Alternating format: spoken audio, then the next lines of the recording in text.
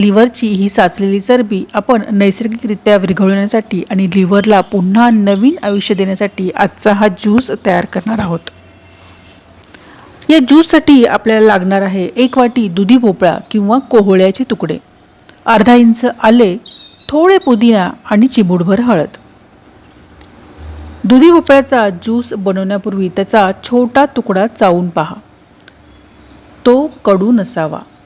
कडू दुधी भोपळ्याचा ज्यूस पिणे आरोग्यासाठी हानिकारक ठरू शकते, त्यामुळे नेहमी गोड किंवा चव नसलेला भोपळा वापरा। आता ह्या भोपळ्याचे तुकडे करा। 1 वाटी भोपळ्याचे तुकडे, थोडं आलं आणि पुदिन्याचे पाणी टाकून मिक्सरमध्ये चांगले फिरवून घ्या। आता हा ज्यूस एका स्वच्छ कापडाने किंवा गाळणीने गाळून घ्या आणि शेवटी त्यामध्ये चिमूटभर हळद आणि तुम्हाला चवीला हवं असेल तर चिमूटभर मीठ टाका। बघा, आपला हा झटपट तयार होणारा नॅचरल लिव्हर डिटॉक्स ज्यूस तयार झालेला आहे। हा ज्यूस रोज सकाळी रिकाम्या पोटी घोट करून प्यायचा आहे आणि त्यानंतर 1 तास काहीही खायचं नाही।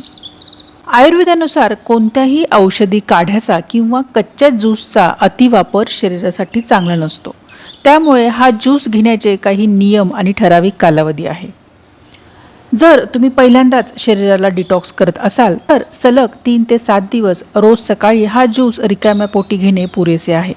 या दिवसात शरीरातील विषारी घटक बाहेर पडतात। तुम्हाला फॅटी लिव्हर म्हणजे ग्रेड 1 किंवा 2 चा त्रास डॉक्टरांनी सांगितलेला आहे, त्या लोकांनी सलग 15 ते 21 दिवस हा ज्यूस प्यावा। त्यानंतर पुन्हा एकदा 15 दिवसाचा गॅप घेऊन मग गरज पडली तर हा क्रम चालू ठेवावा। सलग महिनाभर किंवा त्यापेक्षा जास्त काळ कच्च्या भाज्यांचा ज्यूस घेतल्यास शरीरात ऑक्सिलेट्सचे प्रमाण वाढू शकते आणि त्यामुळे किडनीवर ताण येऊ शकतो। म्हणून 21 दिवसांपेक्षा जास्त काळ सलग हा ज्यूस कधीही पिऊ नये। तुम्हाला दुधी भोपळ्यामध्ये भरपूर फायबर आणि नॅचरल पाणी असतं, जे पोटाला तृप्त ठेवते आणि भूक नियंत्रित ठेवते।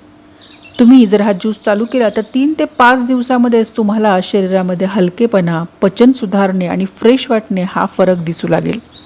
तेव्हा हा ज्यूस ट्राय करा आणि हा फरक तुम्हाला जाणवतो का किंवा काय तुम्हाला वाटतं हे मला कमेंट करून नक्की सांगा।